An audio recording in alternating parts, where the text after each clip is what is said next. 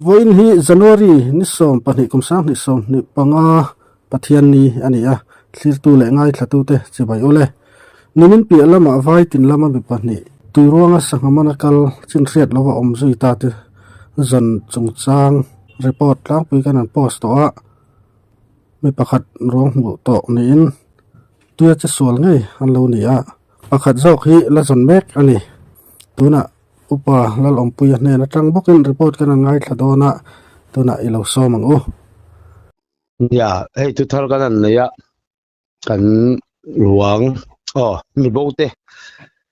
a khan e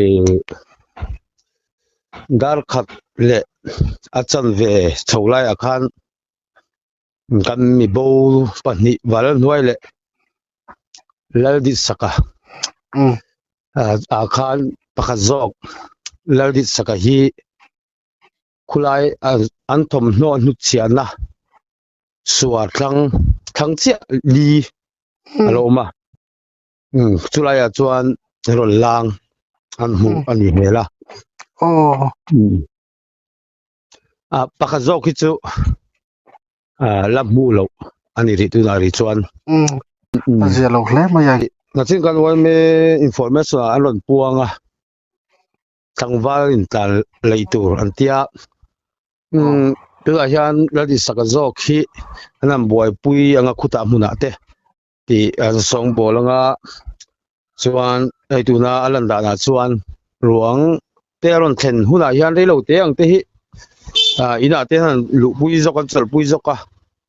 ni vui le chun zo mai chin chu ania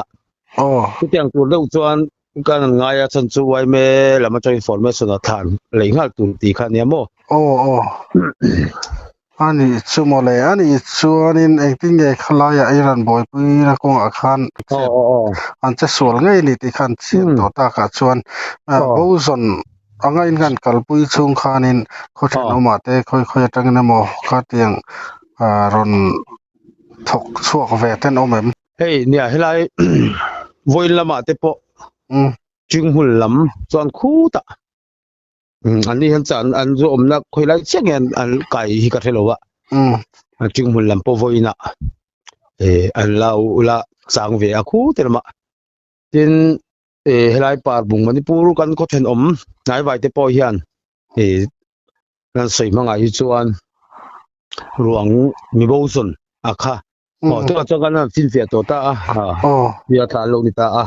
ma ka chuan bo son ang khan yan lon thok chuak ve lo mo tin sakon lai lam atang te khopua lam kan unaw lam atang ti khan ni po detail men ni siamin an riak lu ta hei em ko nga chuan an lom voin lama po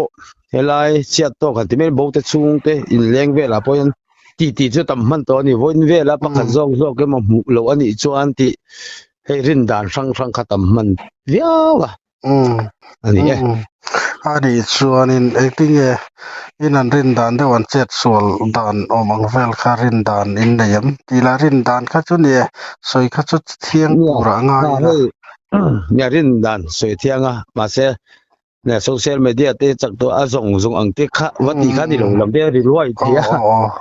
kha sia thia hei ngai ta tu te pon channel an ngai tha comment tam taka po enge san chu teng ka teng ti ta ma hei soi thil re rang han soi dem tuk lo te hom ve chin sia social media lai chulai chu viewer te po in chiat thiam na kha kan nge ma sa ni sela nia hei pani kal an ni a suari la chaksia an bei sei a hianin nge an man ni ina karin dan chuan an ni hiram mi le pasal thave tak khin ni a kan malai pi le pu te angin chian chan thingam kan tiang hi mi ti to meng tu lai mi atam pon ni pani hi chu sa rang ang vel pot tok ma se khatiang in pasal lo tur mi pasal tha ve mani henga pon am siat chian hlo rama po hlo nei lo rim ang kan tiang chi khan nia chulai chon gan ko tlang ang te hele keima mi mala po karin dan bera chon pakhat zok se sual de hian anin pui ni hi ka ring ber ya ta chuanin nia engemaw pakhat zawk zawk che sualin pakhat chan tumna lama khanin che sual ve ta mo khang te kha thilom theina mara chu khatiang a rin thu le engemaw lampang kha chu soya thia kan an ti kha thilom thei ani ve reng maya kha khani se ya khati china khanin nia rin thu kha va soi vak te chiam va soi vak te chiam kha moi lo mai theya kha lampang kha chu kal san tarila ani chon tuna in mu tak kha anu pui nei lai ne tero ni ema zo ni sa zo ki fa pathum nei kan ti khania a upa ber kumruk ania ado tu kha milai ka kumthum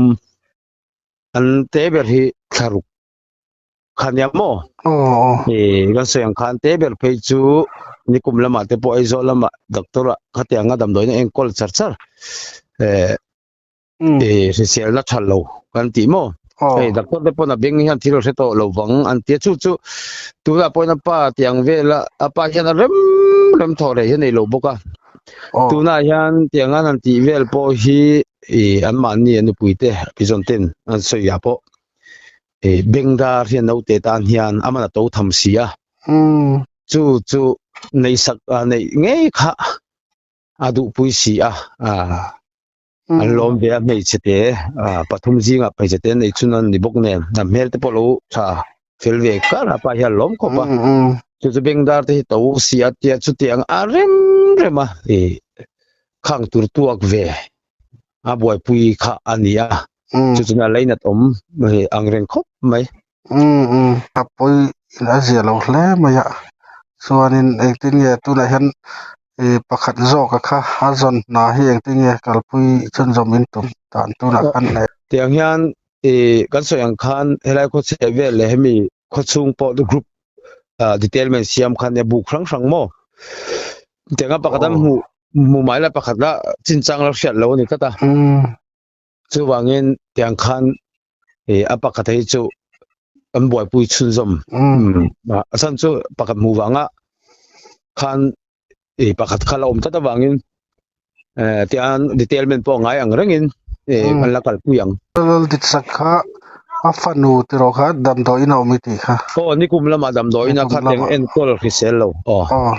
a khongai thlak hle maya fanu po chu tiro kol ngai reng tu na bengdar man tur tuakin apa po te khan na an thoka ele in zon pa nen mo chung ko har sa ve tak chu ningama an soi mangin ran le langa te po mang ve tak mai annu po pathian mi takani an tia ladi saka pe chu ko rana te po mo phagang tok te hei mi fel pa ngai kan han tiang chi top min ngai tlom kan ti bok mo chen le rol hang kom te po a fela kam te zanga maro chu kan va nual so ta kan va mu sita chu ti kan va ti na lam ni lovin anni po tiang kan chang chete indang ania an din mun te fa te nan ne ya chang chete khatiang an ri selo khan an din mun te po an leina tom ti me yang moi lo lam lo tura ngai la an leina tom ti hianin nge thil ka ti to mai yang chu ang ko sakna mo thei a zong hi social media an soite an nuam lo wa him chin an ni chu ma chho te an in man chho lai te po hei kai a re chianga tan chuan ril ru khoi zual ani chu ma ro to social media khang kha an ti vak kha rem tho si lo wa la kha ngai tha tu te pon takin a hriat thiam kha nge ni sela ani chon mo pu api tuna khotlang ina chiat in to na chungchang bauzon ani hun chung le tuna hen ruang zon ti khan ni ve thung to tu ngai la poni se tuna khotlang ina in chiat to na ne na in zoma engamo mal le tlom ngai tena ma anron lak na tan puina konga poni se mo tia thil anron ti na chungchang ate poni ang chu lom tu soi na trong kam te in nei du kan ringa chung te chu atop nan min a soi sak che ole ume nia hei có tang ang atiang bo ati ka som bo son ania to chon ruang te ka mu to a ruang son na po ti toila soi kim har do na tam to khop ma mi mal chung ko anga helai ko tang ta na sum le pa ron tho an tama ma ro chu a hei atang pu an ti la alian dewa ti me la mi mal ang neu neu chu tam si re ron si a kan dial tu MLA pulal chandama ral te hian cheng sanga le sin polin emo tok kha mi ron ti saka ten council kan bial tu nula melody rel song zelin poisa fai le sin polin te min ti sak boka in helai area laya kan council foi tu atangwal riat chung mar an EMT hian NGO ai lopon am tu na chiat tok chung kwa te ve ve te yang khan an lon che a ten kan council chairman pual fak zuala te lon lang phein amun khu tui an chang na thinga te an che suan na thinga te po yang khan an lon langa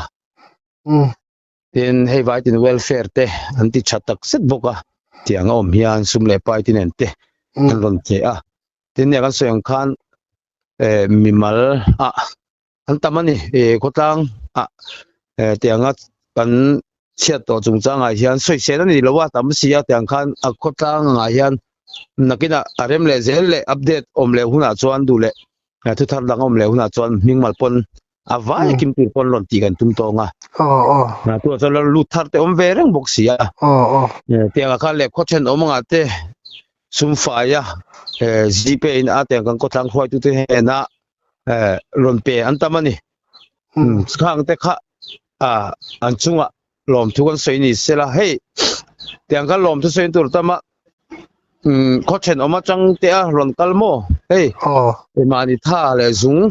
ron seng helai mun a ron om za na te chu na te tiang khan sum fai khel lo po tha ron tho hi an tam me ma tiang han tamon tha ka tiang te kha lom thu atang pu kan soi thei ni me sela thui lu tuk lo nan ole en poni se kha in chiat to chung changa ti ni lam chan poi kan ti pui khop mai chu report fel fai tak mai min an pek sak thaya ichunga kan lom la to ke ko lo bu ke